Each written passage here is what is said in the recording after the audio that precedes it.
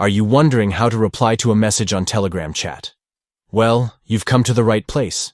In this video, we will walk you through the simple steps to effectively reply to a message on Telegram chat. First things first, make sure you have your Telegram account open and ready to go. Once you're logged in, navigate to the chat that contains the message you want to reply to. Next, right-click on the message that you want to reply to. This will bring up a menu with various options, including the option to reply. Click on the reply option to open up a reply box. Now it's time to compose your reply. Type out your message in the reply box and make sure it accurately addresses the message you are replying to.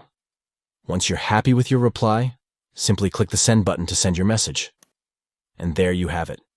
You have successfully replied to a message on Telegram chat. It's as easy as that. We hope this tutorial was helpful in showing you how to reply to a message on Telegram chat. If you have any further questions or need assistance with any other Telegram features, feel free to leave a comment down below.